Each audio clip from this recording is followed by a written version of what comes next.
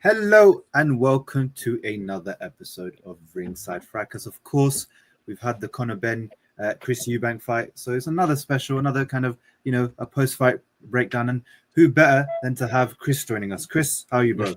I'm good, man. I'm good. Fresh off the atmosphere of the stadium, and yeah, ready to discuss.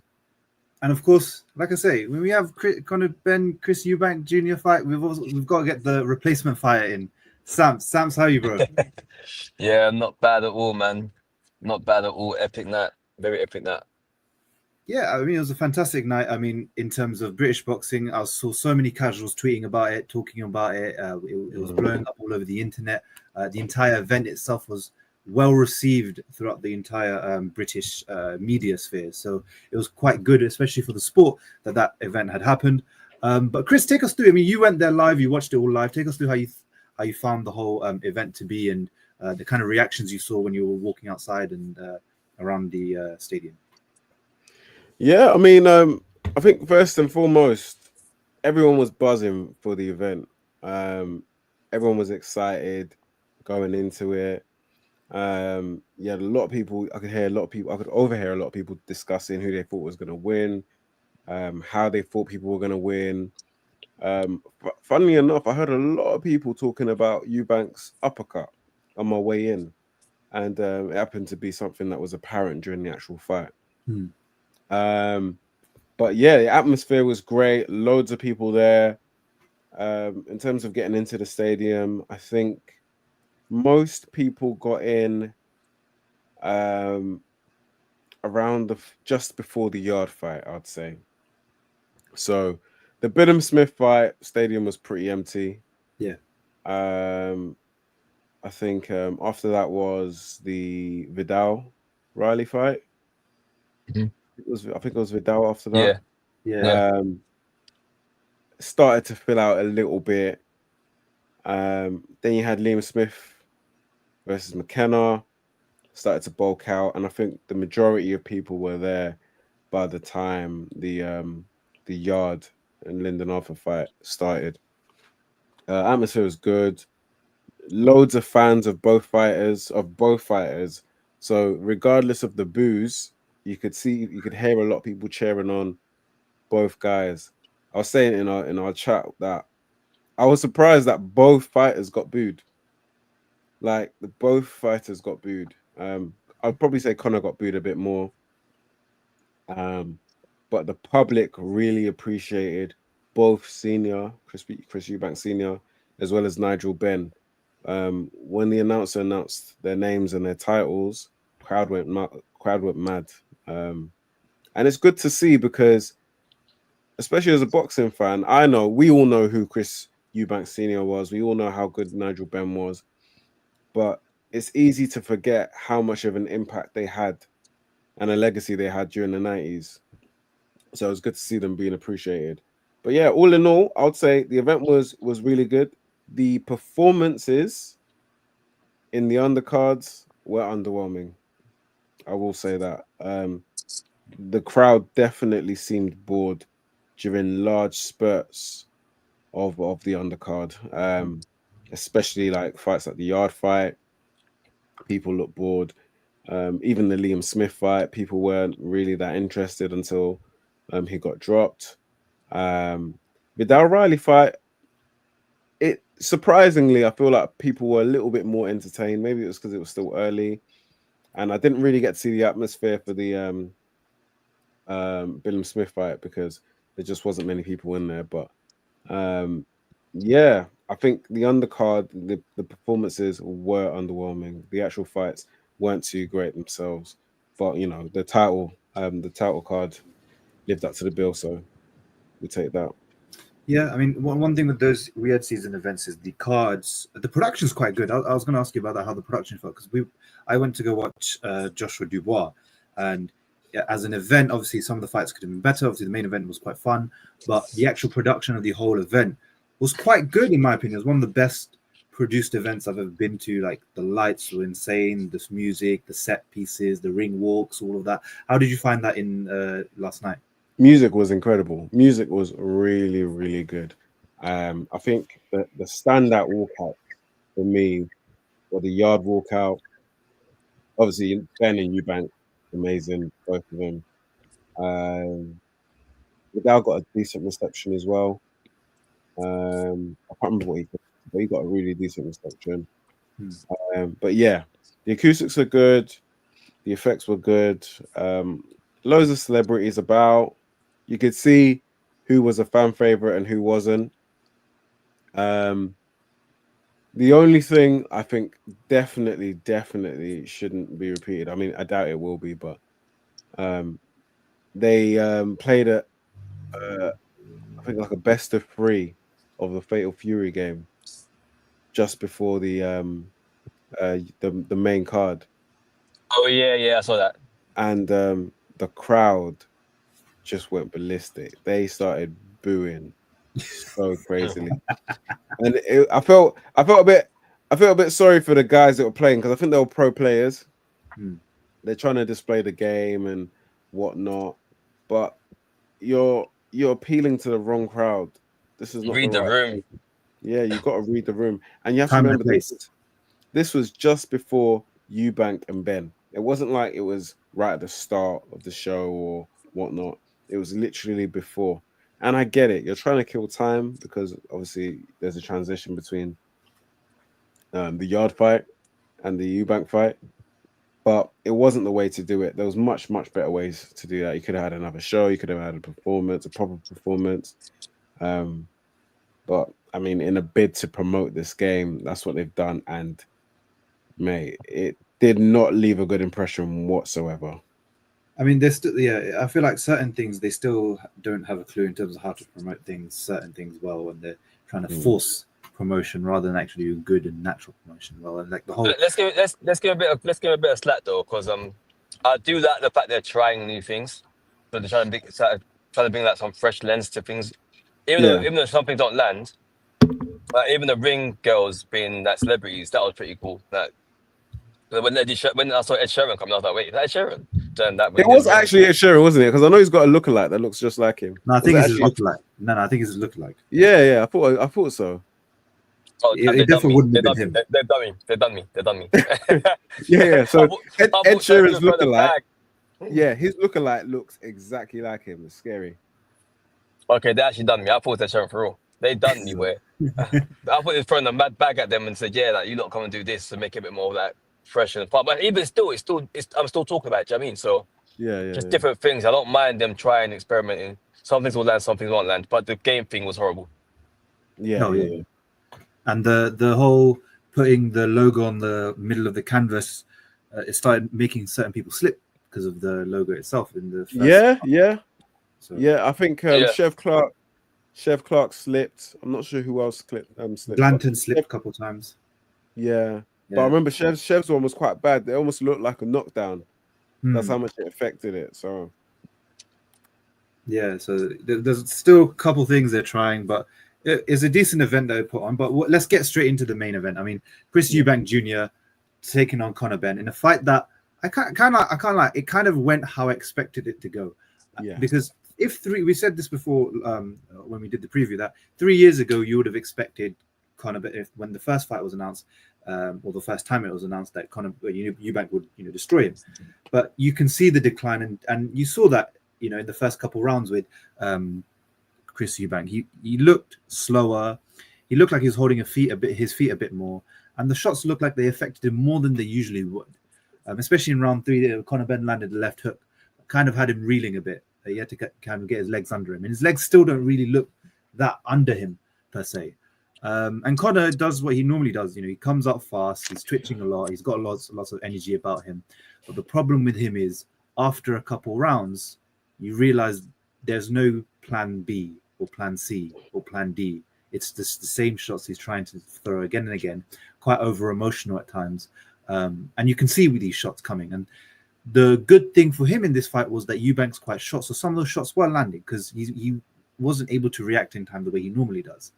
But it was a dogfight between the two. I mean, they both stuck it on each other. They both got hurt, especially towards the end. Benn really got hurt. And those last 3 rounds where Eubank really poured it on and took that fight away from Benn, because I think he landed almost He landed almost 300 100 punches. punches. Yeah, he landed 50 punches in a round. I think it was round 11. And he was really sticking it on Benn. And that was a really good way to kind of end that fight for him, especially when towards the 9 and 10, Benn was starting to come back after losing the last 4 rounds. They delivered. The level, I wouldn't say is high, and we talked about this, Chris, before the pod, that the level particularly wasn't high, but the entertainment factor was really high. They really stuck on each other. But there are certain things that you kind of have to note that, you know, Eubank really should be retiring. This performance kind of signifies that. And Conor Benn should go back down to at least 154, if not 147, because that's his natural weight class. I thought Eubank, I think if they're discussing whole Eubank Canelo thing, which we'll get into in a bit, that's it's a bit tricky. But Eubank, I think he showed a lot of dog because you could tell physically he was cooked. Like he didn't have much left in the tank to go 12 hard rounds, but he dug in, he got that grit. And especially, like I said, those last 3 rounds really poured it on. And he wasn't afraid of Conor Benn's power in that time because he was tired as well. And he was sticking it on him. And he could have boxed his way to a decision and won it. And he was like, no, I'm going to stay in his face, stay close with him, and really trade with him. How did you find the fight, Sams? How did you look at how the fight went? So I'm going to have to, I think, argue pretty much everything you said. Okay. Because like I do agree with the like where you landed in terms of like your assessment of it, but I think the reasons why we got to this point are so different, and I feel like we're almost not giving Eubank enough credit at all. And that, in fact, both of them deserve mad credit because that was nothing more, nothing less from about round 5. No, maybe a bit later on. Just a dogfight, like a straight up, who's got the more penetration, who's got the more grit, who's got the more determination to dog this out. That forget about skills, forget about ability. It came down to we're gonna have a tear up, and who's just got more will. And they both said, "I'm game." Do you know what I'm saying? And there was no backstep in both of them. So for that, they massively deserve credit. However, there's a lot of factors that I seem to feel like no one's talking about. Like, especially when I listen to the press conference on that, what Eddie Hearn was saying about Conor Benn and saying, Conor Benn deserves all the credit in the world. Like he took the kitchen sink against the middleweight and took the kitchen sink against the middleweight and, hurt him and hurt the middleweight several times, which is all true. However, how are we going to ignore the fact that you've drained this guy to an absolute like inch of his life? He had his weight drain was very severe. Like his weight cut was very severe. Then put a rehydration clause in him. So he's supposed to be depleted. Like his shots are going to be not at full force. They're gonna because he's depleted. Like you've literally emptied. You've reduced his tank. If someone's batteries are low, and not hating the person who basically had everything stacked for him to win, surely. Like, don't get me wrong, you overcome a middleweight, but is it really a middleweight if the middleweight is at 60%? Do you get what I'm saying? Like, if someone is throwing punches, but you can see he's not, it's like his balance ain't beneath him, his legs seems a bit gone. So now we're gonna say, he seems like he's more like he seems like he's aged and stuff. But how much of that is the effect of the condition he was made to fight in? And how much of it is just natural regression? But you can't actually then attribute it all to regression if someone's not at their 100% best and have been made to not fight at their 100% best. Do you get what I'm saying? That's true. So I think the fact that same person was then throwing 100 punches, to the end of the rounds of round 12, 122 punches in round 12, is insane. That is nothing more, nothing less than pure dog. I agree. I think the one that's a big factor I was going to come on to is the fact that he was drained. But I've been saying that he should retire after the Sharameta fight because the Sharameta's dog crap. Sharameta is rubbish. That fight, there was no limitation on rehydration clause. There was no nothing. That was just a normal fight. He just had a comeback fight. And even in then, when I was watching that fight, it was tougher than it should have been because the way Eubank fights, he's athletic. He relies a lot on his athleticism and his dog. He's got a lot of dog, and his hands are down. He's getting caught by a couple of the shots because he couldn't react in the same way. He wasn't hurt at all in that fight. But in that fight, his hands were up. Against him, his hands were up. At times they were low. At times they were low. Yeah, in spots, of course, that's his style, isn't it? But I'm saying, and so he had to change. He was a lot more open. Yeah, but so I think at the top level, he's not really good. Like if you look at it at the top level, he's not gonna like if he fights a Janibek, if he fights a Lara, if he fights a Adames, he will struggle a lot because he's not where he used to be. And that's why I say I think retiring is the better option for him because you can't go to 168 because you're too small for 168. He's admitted that. But 160, it's hard for you to make the weight. You either fight at catch weights and you make these big fights somehow at catch weights, but what big fights could you make at catch weights? He's still regressed a bit from what he used to be. Like that's just a fact. Even before this fight, I've been mentioning Eubank has been regressing as a fighter. Yeah, I'm not disputing that. I do feel like he has regression, but I do feel like I don't think retirement is I think it's too strong to stay because I still think he's a very credible fighter, and I still think he gives these people challenges and makes them have to answer questions, which is enough to keep going. I say whoever he fights, whoever was a Janibek or Adames, he can fight these people. Absolutely, he can. He can fight Shiraz and give Shiraz an absolute good fight. I think he can possibly win some of these fights. I don't think it's impossible at all. I don't think he's washed, if that makes sense. I think his legs are not the way it used to be. Of course they're not. But he's also smart enough, and I think he's underrated to the point where he can actually box. Even against I can't remember the guy's name now that we just talked about. He jabbed a lot in that fight. Even against Benn. In the first half of his fight, he actually was jabbing more than I've probably ever seen him jab. But then he realized he hasn't got the legs for this and just basically made it into and chose to make it a dogfight. Not necessarily because it was a stylistic thing, but more so because he realized that this might actually be better for him to close the distance and keep this fight with Conor Benn's back against the ropes to stop because Conor Benn on the back foot is nowhere near as effective as someone who's got time and space to leap in and lunge in and come up on you. That was not.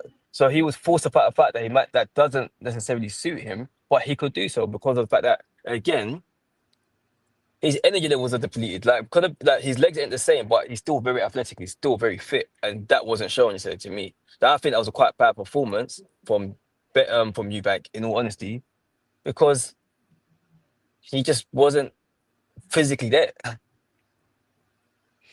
Yeah, no, I agree with those parts, especially the whole rehydration clause and the fact that they're doing a rematch clause that still has another rehydration clause is a bit worrying. Is that confirmed yet? They're saying the terms are set. We don't know, but some people are saying that there is a rehydration clause. I need to find out, but yeah, he needs to absolutely swerve that. Like, forget it. Yeah, like, you won. The story, the narrative, the script. That the whole story that is all perfect. If you're going to do it again, it absolutely has to be in your terms. If not, get the hell out of that. What would his terms be? At least, even if you have to make 160, okay, or make a catch weight like a 162 or whatever. There's no rehydration clause. Absolutely not. I think my only thing with that is, like, obviously we kind of I might be more aligned with Naeem because I don't think Eubank has that much left. I feel like his biggest payday that he will get in terms of risk reward is going to be with Conor Benn again. Or Canelo. Or Canelo. Yeah, or Canelo. If Canelo decides to go to fight. If he goes and fights Canelo, his career is done. He's cashing out. He's cashing out. But I also feel like if he goes to fight Janibek, if he goes to fight Shiraz, that's going to be a very, very... It's going to be risky business. He has to get a lot for it, or it's not worth it, because I think those guys will probably beat him too. Like, some of his reactions to some of the shots he took from Benn, man, I didn't like it.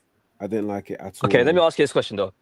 Again, when you're saying these things, yeah, which is very true, like he was very, like his reactions to them, and you can see it did look hurt. But when you get starved of nutrients and like nourishment, they always say the first thing that goes and the first thing that's affected is your chin. So why is that being ignored? So when we're looking at Eubank has always been his whole career a very not very much known as a tough guy who can take shots from everybody. He's taken one bad shot against Billam-Smith, and now he's chinny. That's crazy. One thing I want to ask: in the latter portion of his career, who's the hardest puncher he's fought? James DeGill. No, in the latter James DeGill, George Groves. Then no one. No. He said later, like later on in his career. No, later on. Later on, he hasn't faced. Yeah, he hasn't. He hasn't faced big punches. That's what I'm saying. Yeah, and I think one big issue is he'll fight a big puncher like a Canelo. And look, go for the Canelo fight, like financially viable. Again, what can we say in it? Like he's going to make a lot of money there, and he can set up the rest of his family. I mean, he already has, but even more with more money. Fair enough, but that's going to be a very bad fight because even if Canelo's past it, and Canelo is past it, he clears any puncher that Eubank's fought by career mile, and if he lands on Eubank, whoa. Don't for a second think that I don't think the outcome against Canelo is any different. He's getting knocked out by I know, but he's getting paid. But I'm just saying for his health, it won't be good for him. Oh, it's all right, man. It's boxing. Like people get knocked out every day. What? I think my you know what is my thing with the rehydration clause, right? Is we need to understand. We're never going to be able to completely comprehend how much that's affected him. We're never going to be able to know. Do you know what I mean? It might be a case where it's affected him an immense amount. Do you know what I mean? Where his punch resistance during that fight was gone and whatnot. But it might also be the case where that's not what it actually was. And he rehydrated, and yeah, he had the limit, and it wasn't what he would have liked ideally, because ideally you wouldn't like to monitor your rehydration. That's where the difference is. Having to monitor how much you can actually rehydrate before the fight is what causes the problems, not how much you can rehydrate to. It could have been a case where if there was no rehydration clause, he would have gone up to 172. Do you know what I mean? He's gonna got to whatever makes him feel healthy. First of all. Exactly. But obviously we don't know. We don't actually know what that is. But the fact that's even being put under like any form of conditions is where automatically the things we're saying about his chin and so forth like that and his legs. Like, mate, someone's literally coming there basically on no energy. You're on reserves. No, but I've been just listening. Sorry for being late, guys. I'm doing this little cash flow work I gotta get done by before Monday. But what I gotta say though is, while I hear what Samson's saying, we can't pretend that in his last two fights, Chris Eubank, that is, he's looked great. Like, outside of the wins, he's clearly regressed a lot. Like, remember, we're saying in the group chat, based on like how he likes to fight with his athleticism, with his reflexes, he's taking more shots. I agree that him getting starched by Smith doesn't mean he's chinny, but he's taking more shots. He's eating a lot more shots now than he ever has at any point of his career. And that is just from regression. He has clearly regressed. And I also agree that him being drained, it definitely affected him. But being drained at 35 has added even more years he would have whatever he would have had left anyways. I also agree, if I'm him, I don't take the rematch. I just retire. I don't take the rematch, or I swerve it some way, because I've won the grudge war. I've made 13 M's. I do not need this fight anymore. And if he's gonna take the fight, don't take it in the same stipulations. But he shouldn't go after Janny Beck, because he's not gonna make 13 million. I'm saying on a personal. Yeah, I personally, again, I agree with you. I personally don't see how Janny Beck makes any sense, because unless you actually really are invested trying to get a world title, which none of us believe that's the case. Yeah, you're gonna chase the bag. So Janny Beck doesn't make no viable option because there's no money in that fight. But against Canelo, that's a high reward payout regardless. Yeah, no. The Canelo fight, he will make a lot of peas in it. That's what that fight is about. I don't think, like, I also agree with you, like, it's prize fighting, in it, like all that health stuff. We care about it. Yes, we don't want these guys to like die and shit. But if you're gonna go down this road, it comes with it, innit? But he's gonna get starched and he's gonna get badly hurt. That's just the reality of it. And I hope he gets paid well for it. If I'm Canelo, I don't take that fight, because he's annoying me as well. Like we know you've regressed and you're at the end of your career, but bro, like either do, because this is what we used to criticize Floyd for. Like Floyd, you're holding up you've got the belts, but you don't want to fight the next best contender. You just want to fight the fucking, what's that, Robert Guerrero, Garcia, whatever them guys there that And know. Andre Berto. Andre Berto, do you get it? Like, we criticize him for that, and that's what Canelo's doing right now as well. Like, if you're gonna fight a Eubank, bro, why? You're still super middleweight champion. You're fighting the, like, don't do that in it. So I would be more critical of Canelo than Eubank, but I don't think Eubank. If Eubank takes it, I can't be mad at him. It's prize fighting. He'll make the most money in his career in it. But if I'm him, if he takes that fight, retire after. I don't think. Yeah, that is the cherry on top of a great run of fights. When you actually take it in, Chris Eubank has made a lot of pounds. He's done basically what Anthony Yarde's doing more successfully. Like you've polarized your name, got a lot of success, got a lot of actual fame out of this, and like rolled us in sunset with your bag and your health in check. What a win! Yeah. Yeah, and he hasn't got the kind of accolades to back it as well. So like he's made a lot of money from that.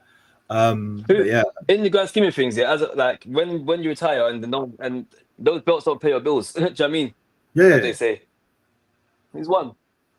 Yeah. No, it's fair. I just think, like I said, I just think the potential fights that are out there will be very dangerous. Yeah, go for the Canelo fight, whatnot. Another fight he could potentially go for is probably Kell Brook Bridges. That's one he could go, because they were talking about it. I remember they've been kind of talking about Kell Brook Bridges fighting either Conor Benn or Chris Eubank, and he was there. Yeah. Conversations there, and he could definitely beat Kell Brook Bridges because he's washed. So like that's a potential one he could do. But in terms of beyond, like if you look at beyond. Like here, for example, Abdul Rahim says potential fights for Chris Eubank is Janibek. No, don't do that. Adames, don't do that. Lara, no, don't do that, because world titles, but not that much money. McKenna, what are we doing here? Aaron McKenna, why? That's not going to make you money. Hamza Shiraz, maybe, but let's be real. At this stage of the career, and we saw that with the McKenna fight, the younger, fresher fighter, he's going to come in and he's going to do a job on him. William Skull, that's not going to happen because obviously William Skull's fighting Canelo, so, and again, not enough money. So the Canelo fight will be too much. Although he'll be making a lot of money, but that will be it. You'd have to stop fighting after that, especially how long he's been fighting and how much damage he's also taken himself throughout the majority of his career. It's interesting to see what they do because, like I said, if they do the rematch, his team have to do much better in negotiating the terms of the rematch. Yeah. Because that bit there, I can't lie. Eddie done a job on him, man. On Ben Shalom. Like you would even argue that Ben Shalom's his enemy because what the hell? Ben Shalom's just trying to get the bag. He doesn't like. He's just trying to establish boxer in any way he can because he's the actual hell. He's had a torrid time currently. So it's a good event. It's a good event for him because Eubank won, McKenna won. Billam-Smith won and Riley won, so it's a good start for him at least. Yeah. Once again, why is no one talking about this guy's a drug cheat that just made 10 M's? That's crazy to me. I was about to go. Bro, just people don't care, man. I don't care, but no. This is the thing, yeah. I'll be so real. People don't care about drugs cheats. They don't. Ultimately, they don't. Like, we need to all stop pretending at this point. Yeah, man. Like I don't know where this comes from. We know these guys are all cheating.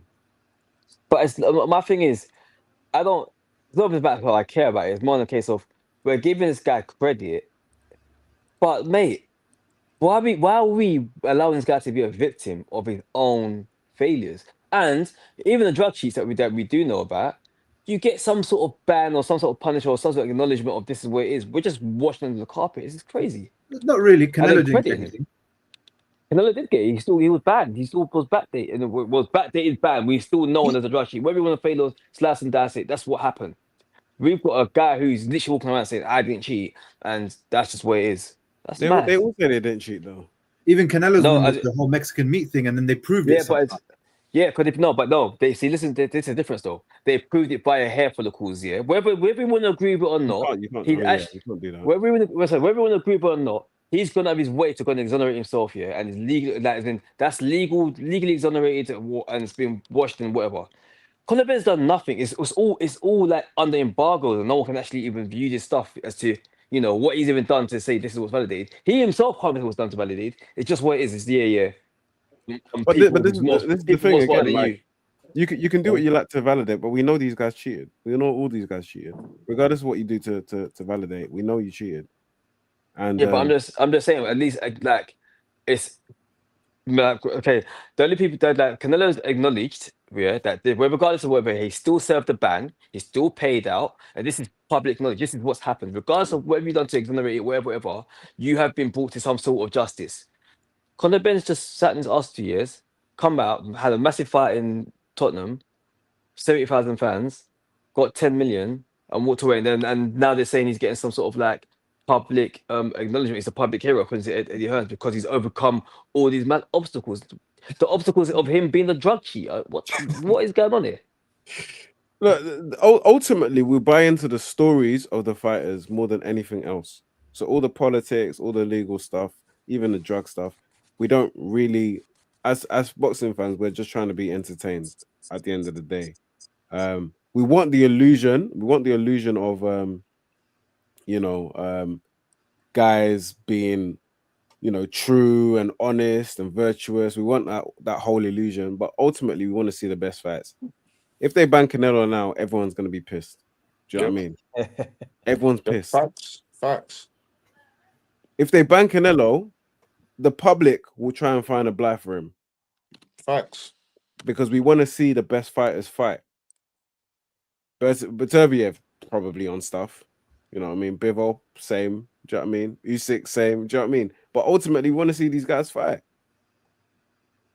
Yeah, no, yeah. I think the one thing we were talking about again before the pod was one thing I didn't like seeing this week was, again, no one really doing their job from each aspect in the involved in the fight this week. Like, boxing is a morally corrupt sport. It's always been morally corrupt. It's if you look at the foundations of boxing, especially when you look at the 60s, 70s, and 80s, the mafia were involved, the gangs were involved. They used to use boxing as a way to money launder and pick their fighters and spot fix and all of that. I mean, look at all the crazy stuff you had happen. You obviously had, like Sam said, you had the whole Conor Benn drug cheat. Not a single journalist or media outlet or anything like that questioned that throughout the entire fight week.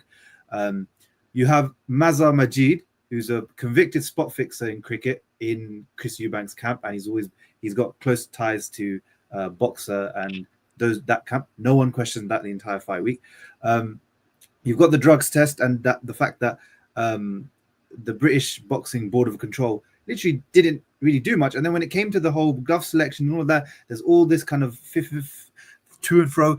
I mean, they approved Billy Joe Saunders to go to Eubank's locker room to watch the hand wraps, but he doesn't have a license, so he can't. He wasn't allowed in. Like, legally, he's not allowed in because he doesn't have a boxing license, so they can't let him in. Like, it was all these things that kind of make you think. And loads of people now, obviously, taking being owned by a certain Turkey, especially media outlets, and that's how they're getting their media accreditation. And those that aren't, and those that are going against him, are getting banned from the events. Boxing Scene got banned from the events.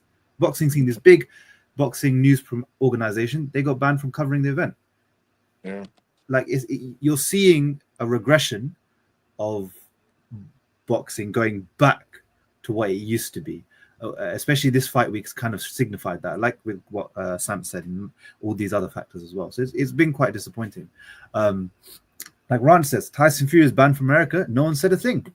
It's true. Nobody cares. At one point, when it comes to morals and all that, we can still say that. But a lot of the times, you either don't care or you fight the fight, you get tired, and you just can't be bothered to keep fighting anymore because it's just too long. But going back to the fight, Jide, how did you view the fight itself, and what was your thoughts on it? Yeah, I'll be brief, so we can move on to other fights. I thought it was a great fight, man. It's a great fight. I was at a wedding watching it, and my stream just died like after round 6, so I had to rewatch it today. It was a great fight, man. like Samson, I was catching some of what Samson was saying in the end. It became a dogfight, and that was in my head, that was the only way Chris Eubank could have won, because I said to myself that him being drained, he's not gonna win the speed battle at all. I feel like, yeah, the power's gonna be with him, but again, I just don't know how much he would have in the tag in a way to hurt Benn, which he actually did with a right uppercut a few times. So, but I was like, he has to basically impose himself on Conor. He has to lure him in, and when he's in, just I'm the bigger man. I'm a super middle. I'm actually a super middleweight. You're a welterweight coming up to 160. Like, you can't really mix it here. So him trying to do that, like him trying to dance and all that stuff, was just gonna be difficult. But if he was able to like lure Conor into a dogfight, he would be able to win, and that's what essentially happened. And Conor, the problem with Conor showed a lot of heart. By the way, he showed a lot of heart. He fought through a lot of stuff. So again, the criticisms Conor Benn's probably had in the past, I feel like people might need to learn. Like, obviously, you still criticize the drug stuff and whatever, but in terms of like him as a fighter, you can't criticize his heart at all, man. He was walking through storms, but he's very predictable. The issues he's always had as a fighter came to light. Like the first few rounds, he's so quick. He's so quick. He's explosive. But then when he slows down, it's like, I know a lot of boxing is muscle memory and what you practice in the gym, but he's not very cerebral. Like, it's the same combinations. And it's like, once Chris figured out figured him out, not figured him out, but figured out how he wants to approach him and how he's gonna try to collapse the pocket and get into his space, Chris knew how to counter it essentially. And I know I saw a few people saying 8-4 was wide. I think that's kind of like what I had it. I had it 8-4. I think Chris won that clearly. Although it was a lot of good rounds, I think he won those rounds. So yeah, it was a great fight. Conor, I still think he can come back. I do think there's a ceiling to where he can go, but it will always give you great fights. And if that's what his career wants to be, then I think it will make a lot of money. Like, look at Chris. Chris never won a world title that I know of, anyways. But he's had a very exciting career, and I feel like Conor Benn could be the exact same way. So yeah. Can I touch on that 8-4 thing? Yeah, I think it's so funny how like Eddie came out and said, "Oh yeah, he's not going to get to the scorecards. That is ridiculous and whatnot." I don't know what he's trying to insinuate there, yeah. But it's funny how 8-4 can, like, I guess if you haven't watched the fight, can seem like, oh, Chris must have walked that fight comfortably, yeah. And if it was 7-5 now, then it's again, if you haven't watched the fight, that's a close fight, yeah. But then 8-4 was just literally an 8-4 fight of two guys that literally every single round was fiercely contested, and Eubank just won the rounds. Doesn't mean it wasn't not close. It doesn't make it wide. It just happened to be a tough fight that Eubank won 8 rounds out of 12 rounds. Like, I don't think that's discrediting Benn in any shape or form, because anyone who watched the fight will say that was a hard fight. Chris had to dig down deep and had to really find another level. And what Jide said, we both just aligned completely there, which is scary for us. Like, Chris kind of clocked. I think Chris clocked halfway through this fight. He's like, yeah, I'm not winning this fight from any form of outside the distance or trying to control it on the jab, because the guy's just too explosive for me. So he just said, you know what? I'm a bigger guy. I'm going to show him the bigger guy, and just basically said, Conor, your back's going against the rope, and you're going to stay on the ropes, and I'm just going to unload on you and see if you can think it, because that way I'll have to use my legs. Do you know what I mean? I'll have to use my legs, and I know I've got enough in the tank. Well, I believe I've got enough in the tank to outwork you, and he successfully did it. So fair play to him. Yeah, and that dog in the last couple of rounds was fun to see. Chris, in those last couple of rounds, how was it watching it live, seeing like Chris and Conor Benn literally have a pub fight towards the end of the fight? Crowd went crazy, man. Crowd went crazy. They were both landing big shots, and the reactions to the shots, you could feel the shots as they were landing. I remember when Eubank caught Conor with a left hand, mate. Crowd thought he was done. Crowd thought Benn was done, and for him to be on his feet, massive credit. At the end of the fight, even the guys that hated Conor, they were applauding him, man. They were giving him his ratings, his respect, because there was a large subset of people who didn't believe that the fight would go that way. People thought it would just be a walk in the park for Chris Eubank.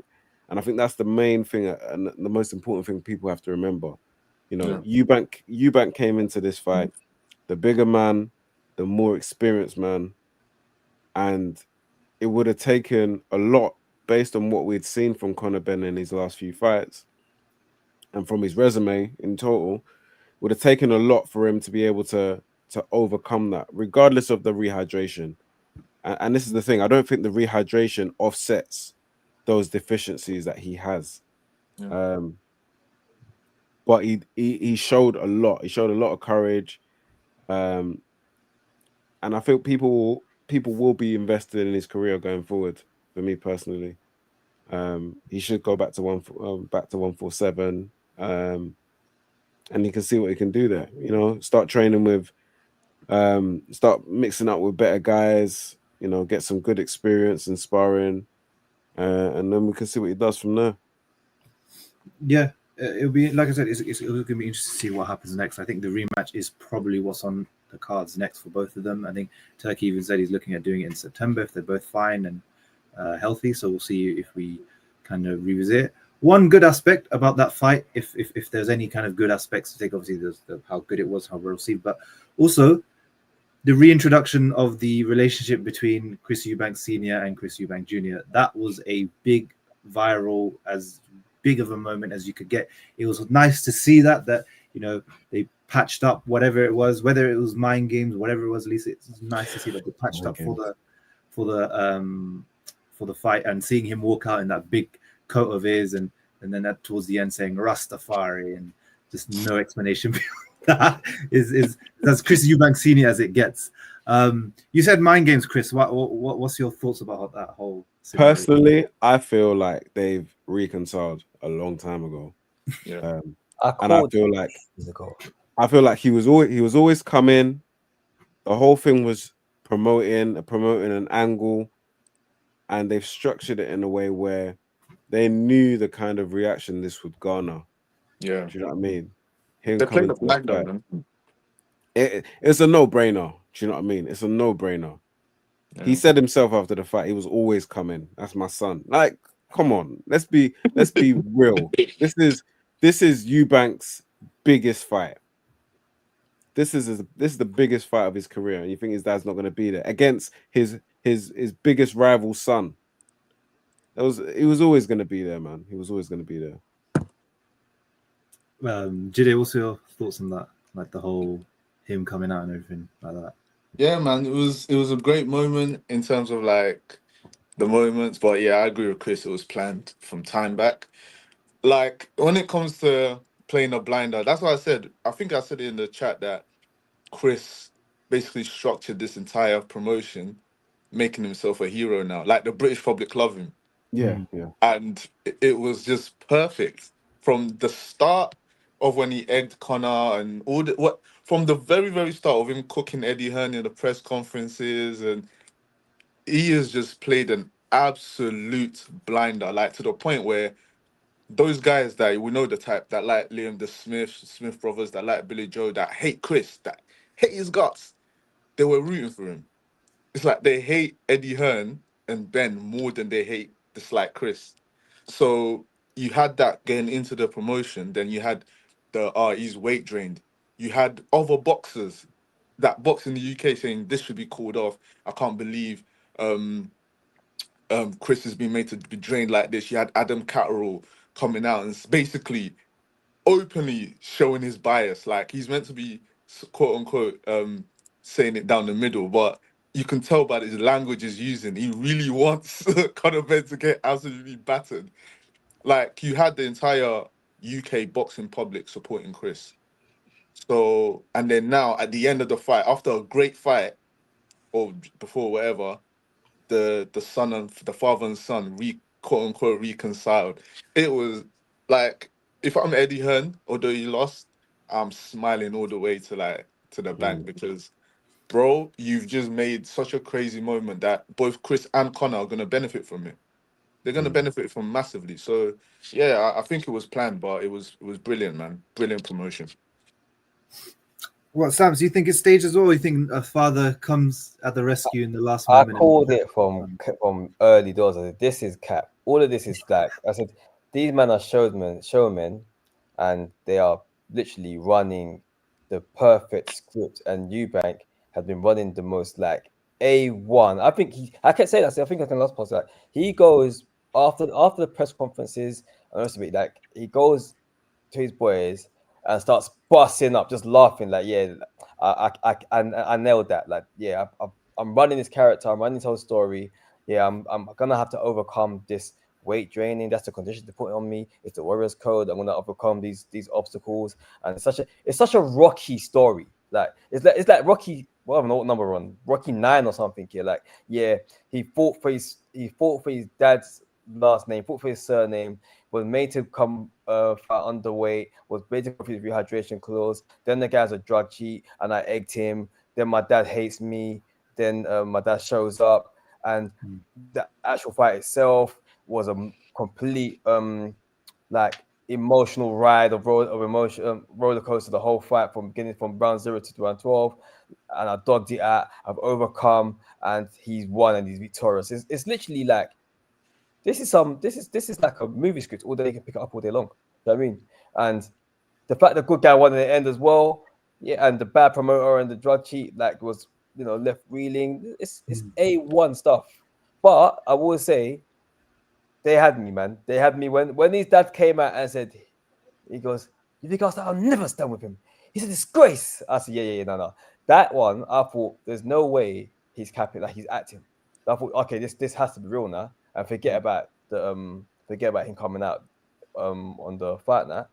So when he did show up and that Rolls Royce opened and my man was chilling there with his big livers on, I was off my seat, bro. My dad's in my life, but I was like, no, his dad's here. Like, oh, I'm so happy. Like, and you know what's about? You have to really give it to them, yeah. Chris Eubank deserves every pound that he from this whole promotion, from whatever is meant to be owed. Conor Benn really and truly should say, you know what, like allow that whole fan thing, like, because it's a joke thing. You have absolutely polarized this whole event, because I had people calling me, like women calling me, asking me, why does his dad hate him? Like, having to explain to him the whole backstory. You're gonna gloss over women calling you. Yeah.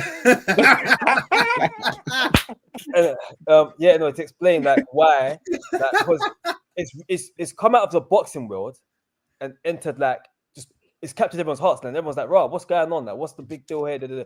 So I'm having to explain to people that ain't tuning in ordinarily, and that's what great promotion does. Like, it transcends the sport past just not just the event. So where us that enjoy boxing watch it, you had everybody hooked in. If this was back in the day, like they might have done the same numbers as their dads, and like in a social media era, they had it stretched out way past from the egging and all the rest of it. Even Chris Eubank doing the whole weigh in, and oh my god, it's a battery overweight. Like, there's so many stories out of this one event. Yeah, and even with the drug cheating and all the rest of it, it just made it such a massive thing. And Chris Eubank came out of it as known for all his life a villain, the great hero that overcame the bad guys. So credit to him, man. And got his dad along the way. Like, it was like some Lion King, Rocky 6, Creed, Apollo type, all in one merchant movie. Like, it was sick. One thing I'll say, is that I definitely respected what Conor was saying post-fight. Do you know what I mean? He was gracious in defeat. He gave Eubank his fair dues. But what he said about the fatherhood thing, I think that's also really special as well. Obviously, we know Conor's relationship with his dad is A1. They're very, very tight. They're very, very close. But he actually said himself, like, it's worth its weight in gold. The fact that whether it's the case or not, if the fight managed to bring them closer together, it was all worth it. And I think that spoke volumes to like his character as well. You can see Conor, even in his demeanor, the way he speaks. Fair enough, he went through what he went through with the drug scandal and how it was handled, but you can see it's clearly toughened him up. He's become wiser. He's not the same fighter that we saw when he was in the pro, when he was in the pro debut, and you know, he was looking like a complete shadow of his father's image. So yeah, like I definitely appreciate, and even what Eubank Sr. was saying about Conor Benn and himself, and the credit that they gave each other. All in all, it was a really good, event, and the relationship between the two. I would actually like to see them, you know, a bit closer. I don't think I want to see them fight again. Do you know what I mean? I think they can learn a lot from each other, whether it's training together and whatnot. The two camps, they didn't even shake hands. Eubank and Benn dynasty. Did anyone clock? They didn't even like touch gloves at the end. Nothing. Them man stayed away from each other the whole time. No. They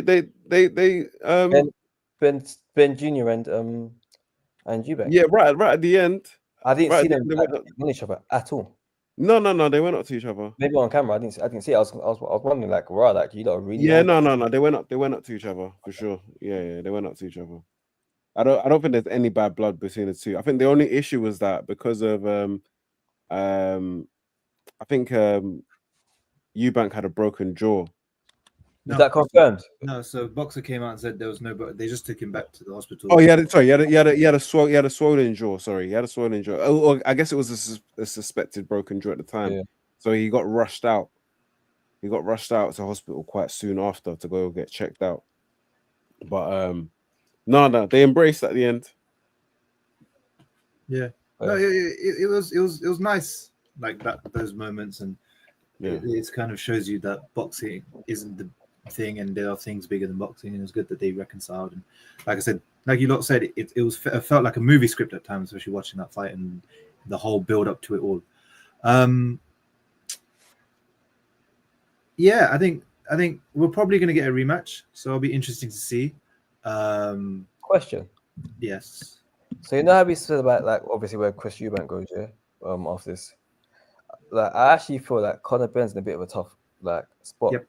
Personally. Yep. 147. Do you guys actually see him making that?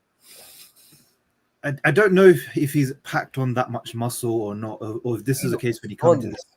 He looks like he has, but it could be a case of where he just hasn't lost any muscle. He hasn't lost anything, and he just comes into camp without cutting. The better option for him is to go to 147 because the talent pool there right now is less varied and less competitive in comparison to 154. If he goes to 154, like some of these names here, not Crawford, obviously, Fundura, Virgil Ortiz, Murtazaliev, Jonas Tellez, beat the piss out of him. Even Barrios beats him? That's what I'm saying at 147. Yeah. At 154, though. I think Barrios is a good fight that he could take. But the problem with the Barrios fight is, again, it comes into the inconsistency of the sport. You've got a guy that hasn't fought at 147 for 3 years. He's coming off a loss, and you're going to give him a world title shot. Like, that's the aspect of that. But there are 3 new guys that are coming at 147 soon, and we're going to talk about them next week. Teofimo Lopez, Ryan Garcia, and Devin Haney. Those could be potentially super fights that they could look at. But again, he needs to then go back to 147 and have a comeback fight or have a fight that gets him back up there. But who really would he fight without risking him losing? Maybe you could look at the Josh Taylor Echo Esserman winner. Maybe that could be a potential fight. He could beat Josh Taylor. I think he could beat Josh Taylor. Oh, it's tough. Very tough. It'll be tough, but I think he can do it, man. This current Josh Taylor, I think he can do it. This is where I kind of get tripped up again, yeah, because I feel like as much as Taylor's washed, bro. Come on. Huh? What'd you say? The current Josh Taylor's kind of washed. Yeah, I don't think like it's not like it's a given, but I think he could beat the current Josh Taylor. Josh Taylor is washed in terms of like where he was, like where he was, yeah. 100%, I hear that. But Josh Taylor is a much better fighter than Conor Benn ever will be. Like, as in, like, skill for skill. Yeah, he's better than him. He's like he's a better boxer than him. But I remember, Josh Taylor can get dogged at 147. At 147, Josh Taylor hasn't fought at 147, bro. Or has he?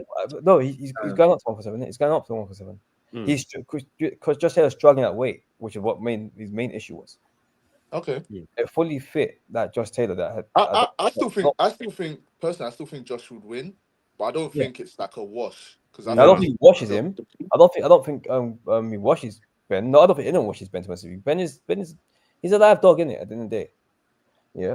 But again, I think this is where we're gonna have to like put some asterisks and say Chris Eubank, as much as a big 165 or 160 guy, we was watching the Chris Eubank with like low battery mode. So those punches want this the fresh Chris Eubank on like no rehydration issues. If it was, I think Ben would have stopped. Wouldn't have been stopped. So if we're now using it as a barometer, then that's the biggest puncher he's facing. His faults that Ben has fought. We basically still haven't seen Ben take a big punch against a fully fledged big puncher. Bro, that was a big shot he took, man. We can't just say because of the hydration that wasn't a big shot. He took big shots, but I will say that. I absolutely will say that. Me personally, this is the thing. We can agree to disagree, but we can't say how much, right? We can't quantify. And I'll stand by as well. We can't quantify how much the hydration affected his performance. We literally watched a man who was falling over himself from round one and looked that depleted. No, he just looked like he was trying to adapt. To me, Eubank looked like he was trying to adapt to what Conor Benn was doing. Conor's really quick. He is quick. First 2 rounds, Eubank looked a bit lost. 3rd round, he won the round. Do you know what I mean? He adjusted. Yeah. He got the jab out. He was able to evade the right hand that was telegraphed, and that was that. And then Ben was struggling for like the next 4 or 5 rounds. My point is, if you look at just put in just physicals that of bro science here, you put massive gloves on someone, the guys who the hell they are, yeah, and they can be the biggest punchers in the world. If you've got some level of metal about you, you're not going to get knocked out. Like if you put some mad size gloves, they're putting like 20 ounce gloves on someone, they're not getting knocked out. If you hold someone's arm back, they're not throwing full punches. If you deplete someone from their energy source, like it's going to have an effect. So again, I'm not saying Conor Benn is now. I'm not saying that Conor Benn is going to get beat up and knocked out by anyone he fights that's fully fledged. I'm just saying, I'm putting an asterisk in the Bible. I haven't seen Ben take a big punch from a fully no handicap fighter against like the guys he was meant to possibly have an issue against. Every single one of them have had some sort of condition set against them. So even like when I was saying he was having up the Denzel Bentley in sparring, I was like, that sounds wrong. Then to find out Denzel Bentley's wearing 20 ounce gloves, like come on, man, what are we saying here? Like, when are we going to so the sparring stuff, I don't even. It's not come from him. But my point is, when are we going to Conor Benn in with someone that hasn't got any form of conditions, a live dog? Then I can say yes. Now I can truly say again. No, it sounds like I'm taking credit away from Conor Benn. I'm not trying to. I'm just trying to make it as like realistic as it should be. Because we're just saying these things and removing these obstacles that are put in place. You're going to say? Yeah, I mean, with another fight that Abdul Rahim mentioned is what about Harlem Eubank, who's at 140 against Conor Benn? Not really sold on that, to be fair. Yeah. I want Harlem Eubank to fight Adam Azim. Yeah, like we don't need Conor Benn versus the Eubanks. The Eubank dynasty, bro. Like running through the Eubank lineage. Yeah. I feel like you see the weight and rehydration thing. I think it's going to be a point of contention for a long time for a lot of different fighters. Like a lot of us didn't give that leeway to Ryan Garcia. We've not given that leeway to like Barrios. Do you know what I mean? Yeah. Like sometimes these things we can't quantify how much they make a difference. They happen. Rehydration clauses are there all the time, innit? And ultimately, like we have to admit to an extent, if we're trying to make a middle ground, there had to be some sort of rehydration clause. No, there had to be, man. I didn't. What for Conor Benn and for Eubank to fight each other? Absolutely there not. Had to be. Let me tell you why there should not have been, yeah. Because you've got Conor Benn for the last how many years running around saying that he's smacking up middleweights and lightweights and light heavyweights and the rest of it, and he will fight Conor, he'll fight Chris Eubank at any conditions and da. But weight matters, bro. We know. Of course. Wait. I say what matters, but I'm saying, but if you are saying this stipulation don't exist because you've been talking the most. So My point being, if you're saying this, if Chris Eubank's the one calling out Benn, then yeah, you can put these things in place. But if you're the one saying all these X, Y, Z and saying I'm having you up and pushing man around and saying apparently you're doing your job here, you're smacking up light heavyweights. What do you need to care about some rehydration for? It's not a champion. It's not a belt. There's no belt on the line here. Just pride. I think ultimately what we have to remember is that they both signed under these conditions, right? Of they course. both signed to do these fights under these conditions. Chris Eubank took the fight and agreed to a rematch based on the fact that he thought he'd be able to beat Conor Benn at 160 100%. with this rehydration clause. That's the long and short of it, innit? Yeah, and obviously Conor thought he'd be able to beat Eubank based on that. So based on what they signed and what they've agreed to, Eubank has done the job. Conor hasn't, innit? Yeah, and he won. If Conor got blown out in a round or Conor got absolutely schooled for 12 rounds, no one would be giving him any credit. But it was the fact that he managed to actually make an account of himself against a more experienced fighter that people are giving him credit for, because most people did not rate Conor Benn. Most people, I don't know anyone. I don't know any casuals who rated him. Even the guys that are more into boxing, they don't rate him neither. Do you know what I mean? Yeah. At least Ben definitely raised his stocks in terms of like a lot of people's credibility for himself in terms of as a boxer. Yeah. You can raise your stocks in a loss, innit? Do you know what I mean? But ultimately, from what I've seen and from what I've seen of Conor Benn during that fight, I think, you know, he's got to tweak a lot of his things. He might need a new trainer. He might need someone else in the camp to help him out. But he can do well. I don't know about winning a world title. That might be a bit of a stretch. But I think he can beat a couple of these top fighters. You know what? Yeah, that made me laugh here when I was realizing something. I was like, Conor Benn for 12 rounds literally threw the same intensity, like same power and speed in every single punch. Like, first of all, are you insane? Yeah, like, and secondly, kudos to you for being able to do that, because like even if you're a casual, yeah, and you probably played like a fight night or something like that, and you know if you're spamming the power button the whole fight, your energy is gonna sap. But this guy just kept going. It's like a battery pack, like for real. Like you have to be exhausted. This guy's he's a madman. Like he's unhinged. That wasn't stamina. That was pure rage he was using. Unhinged. Like he's unhinged. Something else. Oh, sorry, no, what were you saying? There was something else as well. Oh. I'm not gonna say anything. Eggs is a staple part of everyone's diet, bro. Yeah, so I can't lie, bro. I ain't going like that on eggs, you know. Yeah.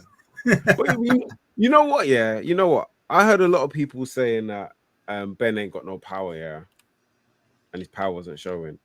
But for me, it was just the fact that he wasn't able to land at the frequency that he would have liked to. He kept going, like we said, he was emotional, kept going to the head. If he'd gone to the body few times. He did. He put in some great work somebody. Like, no, don't get me wrong. He went to the body, but he was missing that right hand so frequently. Yeah. Like completely. Eubank completely nullified it at some points. If he'd managed to, sneak in a few body shots instead of going for that right hand every single time, instead of headhunting, he was really like, you can tell when someone's going emotional because they're really headhunting. Do you know what I mean? He's really, really trying to go for the head. He'd go for the body when he was trying to stab with a jab. And when he was in the later rounds, yeah, I think from like round no, but this is the thing. By the time it's the later rounds, he's already tired, bro. You should have put that work in from the beginning. Yeah, fair. But he put that work in from round 9, he landed some really telling left hands to the body. He kept whipping it in. You can see Eubank was like cleaning over from it. I was like, oh, I thought he was actually gonna stop it on way to the body. I think he threw like there was one round in particular. I think he threw like 3 or 4 that landed bang flush, and you can see Eubank was like eating them. You can see he was being hurt. Yeah, but Eubank did the smart bigger man thing where he thought, you know what? He said, I'm tired. He said, I can't be bothered to do what this guy wants. I'm gonna stay in close. I'm gonna throw these shots. I'm gonna do these pity patter, throw in a big heavy shot in between. And he did that, and he managed to take the last 2 or 3 rounds easy by doing that. Do you know what I mean? He got caught, don't get me wrong. There's times when I thought, bro, this guy's gonna go down. I looked at Eubank and his legs didn't look stable, but he managed to stick with it, stayed in close, throwing these shots. He was a bit more controlled on the inside. You can see the experience in the championship rounds. You could see it, man. Did NR see like Ben expending a lot of energy before the fight even started, like just running around the ring, like jumping up and down a lot? Yeah. That's that. Yeah, So nervous energy, man. someone said he was doing lines before he went in. And the way he was fighting, boy. Might as well have been, boy. Yeah, I mean, he was always bouncing up and down in and around. You were expecting him to slow down. Bouncing. But you know what? You know what's funny? I almost don't feel like he could get that amped for another fighter again. Yeah. Yeah, he looked like he was on. Well, I was gonna say steroids, but test results ain't come back yet. But he looked like he was on something. Yeah. As in, like, I don't know. Like, it looked like he used everything for that fight. I don't think you get a much better, a physically better Conor Benn than that. I don't think so. Technique he can work on and stuff, but no, he needs a lot of work on technique, but he's not going to fix that because that's who he is now. He's 28. He's in the mold that he is. He can improve little things, but I just don't think it will. I think they'll just always rely on him being explosive. Yeah, but I think he can have like slight tweaks. Like his accuracy was a major issue for me. You can't throw that big and that wild and miss that frequently, man. Yeah, you can't do that in boxing. Yeah, it'll be interesting to see what they kind of look at for him next if it's not the Eubank Jr. Because I think Eddie Hearn's done a job with him. He's taken a fighter that's clearly limited on the world level stage, and he's gotten in millions, sold out a stadium with him. So he's done a good job with him. And now it's like, well, he's 28. Let's see how many big events we can keep going with him. Obviously, the other stuff is the other stuff that has to be handled a bit better. But let's move on to the undercard and the main fight, the co-main fight apparently. I mean, Anthony Yarde taking on Lyndon Arthur for the third time. All of us predicted Anthony Yarde to stop him. It didn't really go that way. In fact, Anthony Yarde looked quite poor in that fight, and it went to a decision. And like you said, Chris, in the group chat, Lyndon Arthur's job that entire night was not to really win, but just to make Anthony Yarde look worse than usual. So, Chris, I'm going to come on to you for that point there. What do you think? What was your takes on Yarde closing out the trilogy with Arthur? Yeah. I mean, I think the first thing I'll say is I didn't want the trilogy to begin with. I didn't think there was a point. We know who the better fighter is between the two, right? Even from the first fight, I think we knew who the better fighter was, whether he got the result or not, or whether he deserved to win or not. That's a different matter. But we knew who the better fighter was. Second fight should have been all there was. I've never seen anything like that. You get such a fast knockout and then you have to fight again. What I will say about the fight is Lyndon Arthur did everything in his power not to win, not to look good, just to make Yarde look bad. That's literally what he did. Yeah. He stayed defensive. He had a good jab. I'll give him that. That's the one thing I'll give him credit for. His jab was fast and it was on point, and you can see he was knocking Yarde's head back. But he didn't come out to fight. He'd only come out in short moments and then retreat. He was on the ropes, covering up, little punches that had no power, just trying to, look good in front of the judges. And he managed to do that for a long period of the fight. He managed to look good to the judges, or like what I'd say is to the boxing media. He managed to look good to the boxing media for long stints, just doing very, very little. I feel like Yarde didn't really close the distance too well.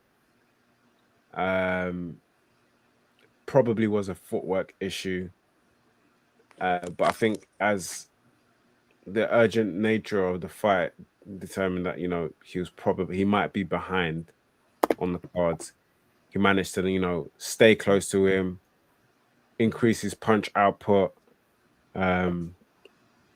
do what he needed to do. Essentially, he did what he needed to do in the later rounds, and I feel like he washed like the last 5 or 6 rounds. I don't think it was even close or competitive. He completely ousted him. But the problem is, this fight was meant to make Yarde look good. It was the whole purpose of having a fight like this. You've knocked him out already. Is to look good. You're never going to look that good again. Do you know what I mean? It's very, very unlikely he would have had a better performance than what he'd actually had. This guy's. We know that you might have adapted to what this guy's style is, but this guy's also fought you twice already, so he knows what to expect.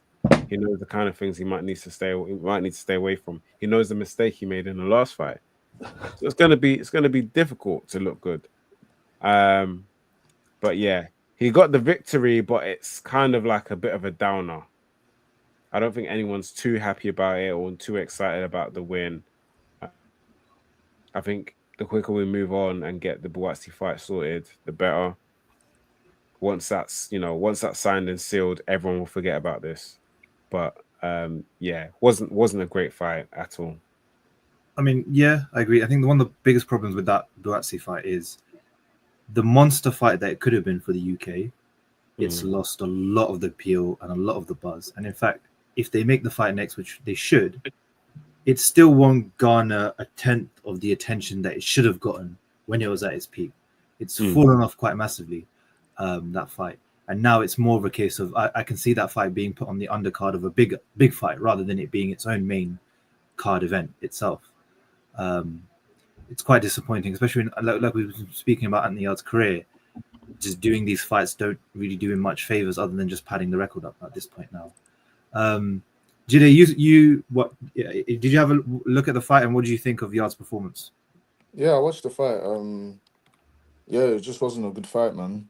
I remember I was saying in the chat that Lyndon Arthur is just from like round 3, he was just trying to survive. It was just so negative. He was not trying to fight. He was not trying to he was just trying to jab and get to 12 rounds. That was his mentality. Anthony Yarde didn't look good in this fight. Yeah, it was just probably the wrong fight. Again, he clearly won. It wasn't like he struggled. It wasn't a hard fight for him. But it was just that when you have a dance partner that's not ambitious, that's trying to sneak in another point to win in a scorecard, all that shit, then yeah, you're gonna get this situation in it. So I agree with Chris. It wasn't a fight that needed to happen, and it didn't really boost Anthony's stock in any way, shape, or form. Just maybe earn a few quid, I guess. But yeah, this isn't the sort of fight that we'll see the best out of Anthony in it. Like, and I feel like the Buatsi fight should be fireworks. Anthony, he needs to defo. I feel like the kind of fighter he is, he shouldn't be out too long. So you can see in his last 2 fights, he hasn't looked the best.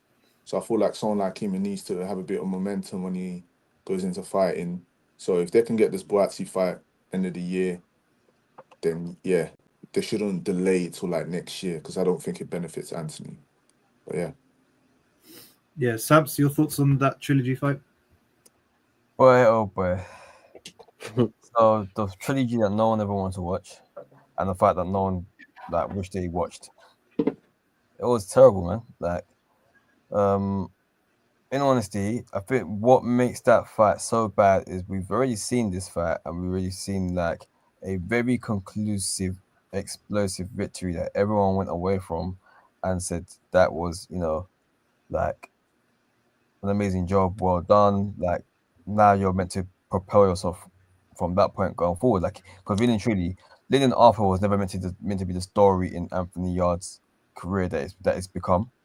And he conclusively wrote that wrong, and then for whatever strange reason decided to go and open that door again, now to only look poor. Yeah, that's nasty work, man. And honestly, at times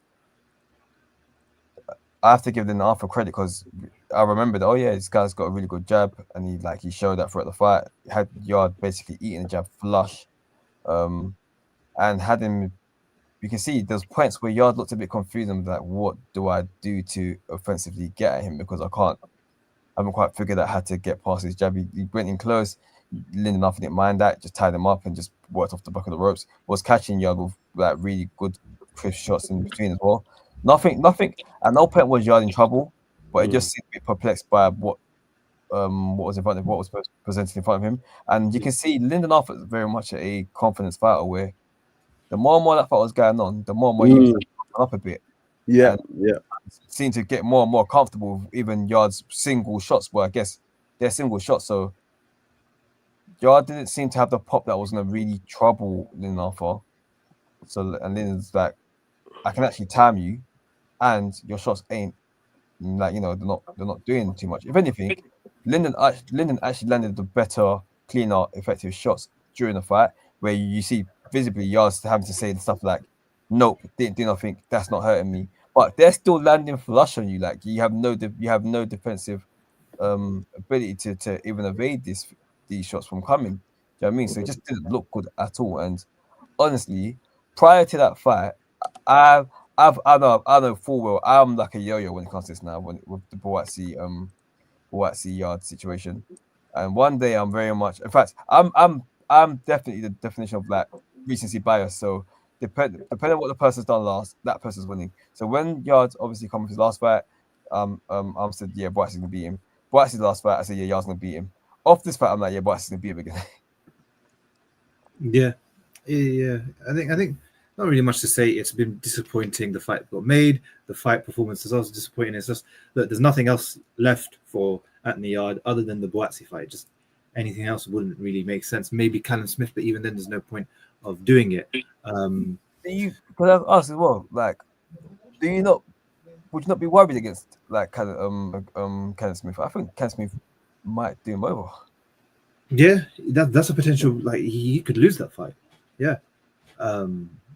Yeah, it's just disappointing because we wanted to see him win after the Better Be a fight to go after these names, and still hasn't yet, and he's still waiting, and he's looking poorer and poorer. So the prospects of it doesn't even look that exciting as much as they used to.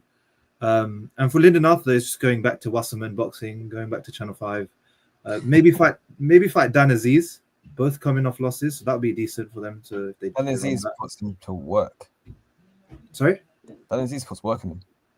Yeah. So like, do that then at least then, and then Lindenhoff can maybe retire, because he's had an okay career for someone who doesn't really care too much about boxing. It clearly can see from the way he fights.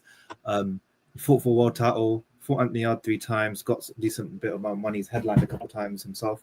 So, but yeah, a nothing fight producing a nothing performance. So yeah, it was yeah.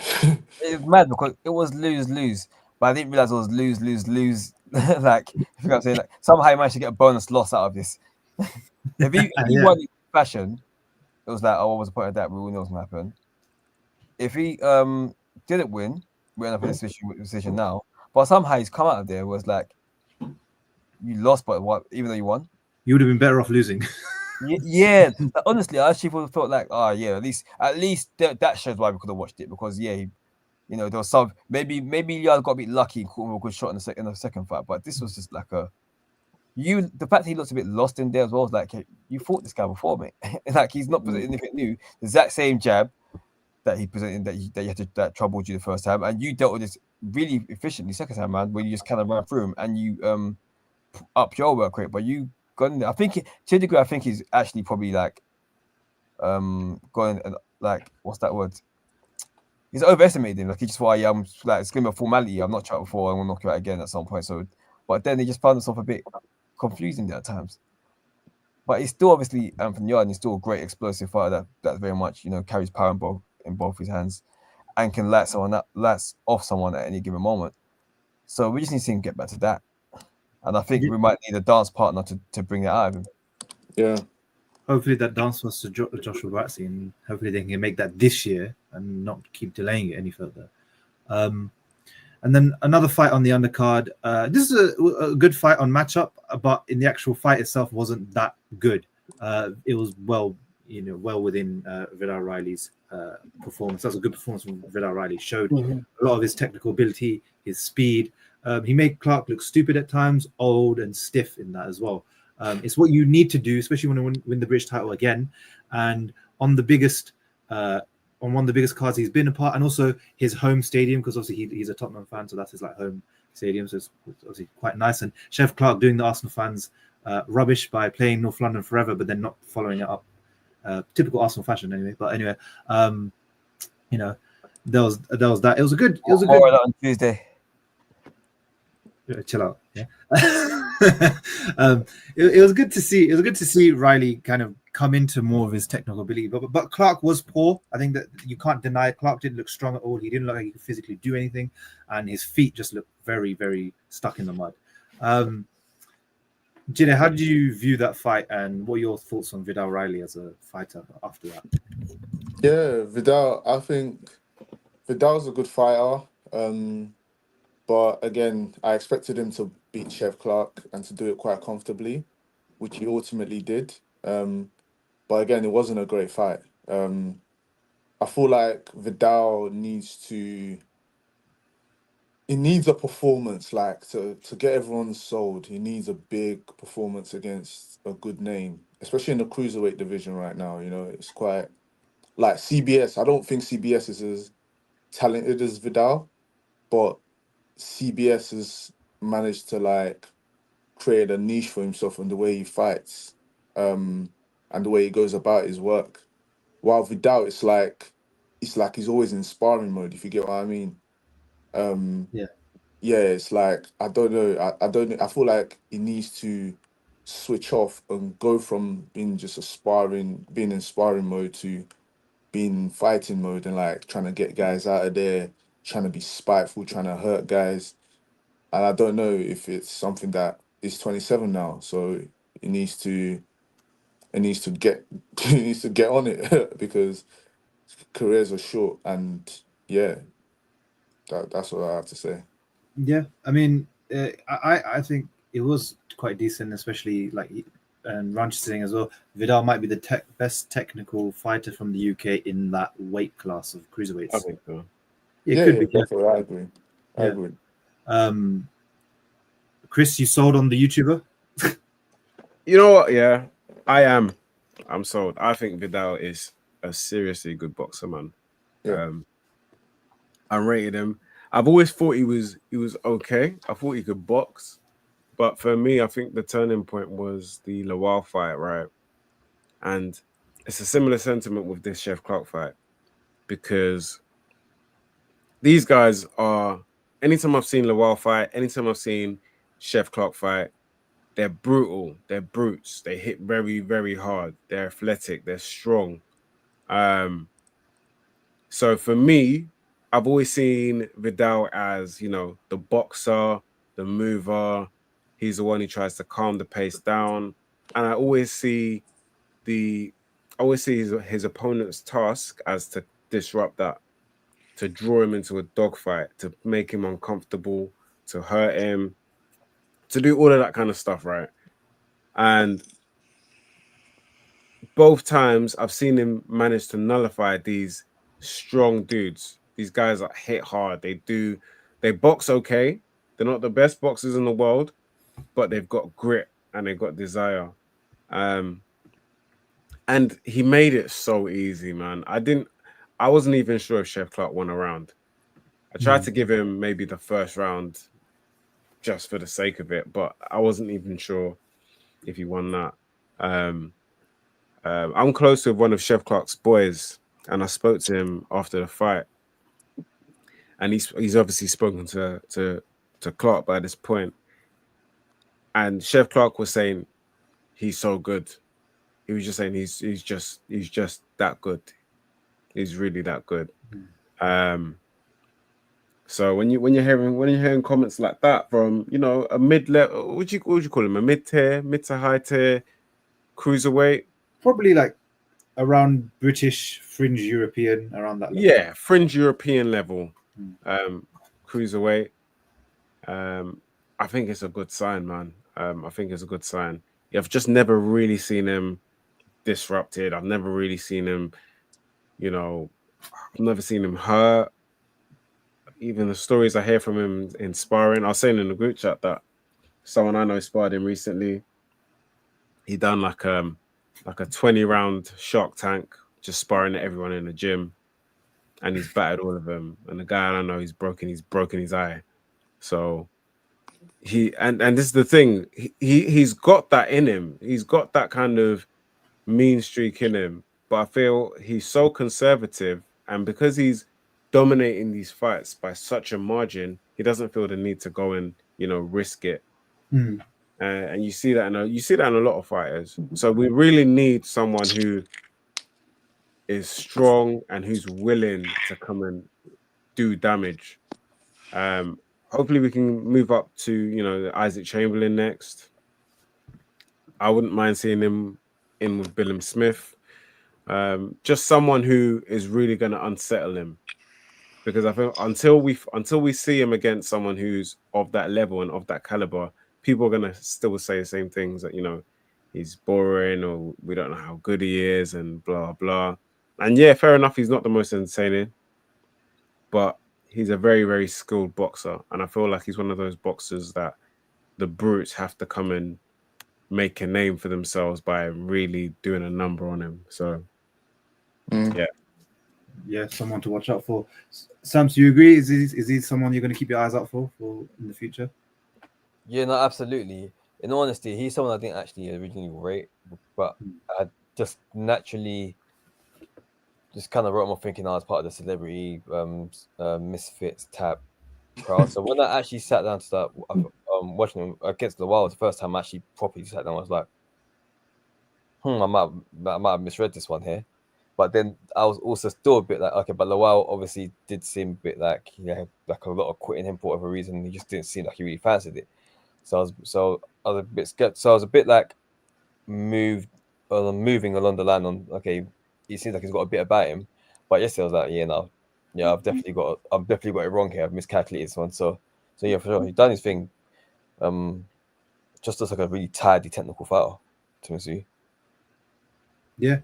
Yeah, I was impressed by the performance, and I'm still yet to see whether or not he can be a full world champion or an elite level fighter. But there's world level potential, especially in that fight.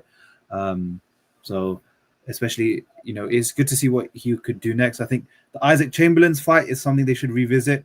That I think will do him well, especially in terms of building his name in the UK, because he's obviously got such a big fan base on YouTube and whatnot. And people know him from KSI and everything like that. But he can keep building that and add also now the hardcore British fan base by beating these guys like Isaac Chamberlain and going through the British names, and maybe even go for the European title, the guy that Chef Clarke lost to, Leonard Mosquera. So that would be decent for him to go to and add some accolades also to your resume. So it'll be interesting to see what he does next. And another cruiserweight fight on the card, which started the card off, Chris Billam-Smith defeats Brandon Glanton. I thought, in terms of actual fights, the Eubank fight was one of the best fights on the card in terms of entertainment. And this fight was actually one of the probably second best or up there. They went at each other, Billam-Smith and Glanton, from round one. Glanton started off with a really high pace. He was hurting Billam-Smith. In fact, Billam-Smith, got marked up within 2 rounds, and it felt like he already went 12 rounds. I mean, his face was already showing the signs. But Billam-Smith, in those rounds that he was getting hit, he was also doing good work by going to the body and going to the head, and he was landing clean right hands to the head and the body. And Glanton wasn't wearing it at all. But if you keep accumulating these type of shots, they will have an effect on you going down the line. And that's what happened. As soon as the second half of the fight kicked in, it was all Billam-Smith. Glanton couldn't keep the pace up. He was getting slower. His knee was giving way a bit more because he wasn't able to close the distance as quickly. And he was always getting caught at range. And the body shots were slowing him down. And then come into the championship rounds, rounds 11, 10, 11, 12. Billam-Smith just gets to boxing, gets his jab going, and Glanton's just chasing and unable to get the win. And it was a good performance from Billam-Smith. It's a hard fight to take, especially after losing to Zerdo the way he did. He proved me wrong. I thought this would be a tough fight, but that he'd lose down the stretch. And he showed that championship experience, that tough grit, that workman that he is. And he really stuck it on Glanton. And he's got himself back in towards the world title picture. Chris, I mean, you were there first because you watched that. That was the first fight that was on. What did you make of that whole fight? I thought it was I thought it was a decent scrap. I'll be honest. I thought it was a decent scrap. I like the grip from both guys. We were talking about Glanton before, and I thought that he would. I thought he'd do a bit more damage, but I feel like he just got worn. He got worn out. Billam-Smith started to adapt later on down the line. Yeah, it was just. I can't even say anything about the crowd because no one was there. Literally, it was like me and like two other people. But like, no, he did what he needed to do. I don't think he looked spectacular by any means. He does take a lot of shots and he does incur a lot of damage. But Glanton was a big puncher. Glanton was meant to be tough. He was meant to be really hard hitting prior to the whole fight happening. So credit where credit is due. It's not like it wasn't the most memorable of fights. But yeah, onto the next for Billam-Smith. Yeah. Did you catch that fight? I caught it late. I only caught the last 3 rounds, so I can't really say much about that fight. All I can say in the last 3 rounds, CBS closed well. He was boxing on the back foot. He was doing things that it looked awkward doing it. But yeah, I didn't watch that entire fight, so I wouldn't be able to give an accurate analysis on it. Yeah, CBS, like you say, he's more of a guy where boxing, like especially like cute boxing, is not normal to him, but he'll get the job done. He's a workman. Whatever's required of him to do, he'll do it. It might not look great, it might not look nice and technical, but he'll get it done and he'll work, he'll fight, he'll box, he'll scrap, whatever is required. And that's why he beat. You can see more and more in these performances why he beat guys like Lawrence Okoli, guys like Riakpo, guys like Glanton, who can't really be comfortable outside their shell. He isn't comfortable, but he does it regardless, and he's used to doing it. And so that's why it makes him tough to beat. Zerdo beat him because he was a comfortable boxing, going forward and going backwards. And you kind of have to have that repertoire to your game to change that. And that's what you need to beat him. So he's in a division where it's not that talented, but he can get wins like this. So it's good to see. And the last fight that we'll talk about on the card, Aaron McKenna doing the upset, the young, fresher fighter, absolutely dominating Liam-Smith and dropping him in the 12th round, basically ushering in his era, his name, and most likely closing down and closing out the Liam-Smith career. Jide, did you catch this fight? What was your thoughts on Aaron McKenna coming out as this new? Did you catch it? I didn't catch this one either. So, Chris, you were there. What was it like seeing Aaron McKenna absolutely dominate Liam-Smith like that? Mate, shock. Shock. I don't like to. It's not good to judge a book by its cover, but it didn't look like it was going to take much for Liam-Smith to get the job done if Liam-Smith had anything about him. Liam-Smith started a bit quicker than I thought he would. He looked a bit more agile, all things considered, than I thought he would in the first round. So he was able to keep up with McKenna for about a round. But then it was just all McKenna. He just looked so much more disciplined. He looked so much more skilled, to the point where even a Liam-Smith at his best would struggle. He's a good fighter, man. He's a very, very talented fighter. Just high energy levels, didn't let up all 12 rounds. Just peppering him all fight. Liam-Smith, there was, I think from about round, might have been around 6 or 7, I started thinking his corner might have to, really have a discussion with him and think about pulling him out. And every time that thought came across my head, he'd just do enough to show he was there. Yeah, you know what I mean, punching off of the ropes, punching from a high guard, doing little bits. When he went down, I thought that was it, but he managed to, survive, managed to do what he needs to do. But yeah, my word, that fight was all about McKenna for me. Great boxing IQ, I'm trying to think of who he reminds me of. Very, very upright torso, very rangy, very long arms. It was just a really good performance. It was just a really, really good performance from McKenna. And Liam Smith, I know he was looking at maybe doing another rematch with Eubank. He's got to nip that in the bud. As much as we say Eubank might not have much left, Liam Smith has far less left in the tank. I think he's had a good career. He's made money in the sport. I think time to call it a day. Yeah, I agree. I think with Liam Smith, there's nothing you can really get. You lost Aaron McKenna. He's not the biggest name. He's a tough fight, and for Aaron McKenna, credit to him because he stepped up the levels. Liam Smith isn't someone he's fought near. He hasn't even fought on British level even. So he's fought up. He's won, and for Liam, it's just call it a day. You're going to take too much damage.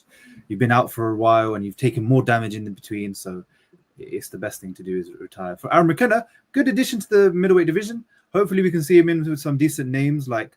I don't know. You've got obviously Denzel Bentley. Maybe they could do that in the on a Riyadh season card and pay them well enough.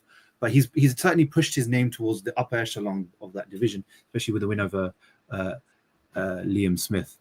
Yeah, it was a good event. I think in total, the whole event, good for British boxing. Like I said, the whole reaction towards the entire event afterwards was quite nice to see. Everyone's kind of involved in it, and again, people keep mentioning that boxing just seems the bigger sport now compared to the other sport like MMA, for example. And we need more events like this. So it was a welcome change to have. Look, thank you for joining us. Look, next week we've got 3 fight cards. So what I might try to schedule 3 pods next week to cover each fight card because Turkey's put me in a predicament. So I got to cover all 3. So make sure you're tuned in. Make sure you subscribe. You like. There's 500 people tuning in, so make sure you subscribe and like. Run those numbers up. Join us on this journey, please. Let us know your thoughts in the comments. Anything else you want to see us cover? Anything we might have missed? And also follow us on Twitter at Ringside Fracas and on Instagram at Ringside Fracas. And as we go through this journey, we're going to keep talking about boxing, keep talking about our love for boxing.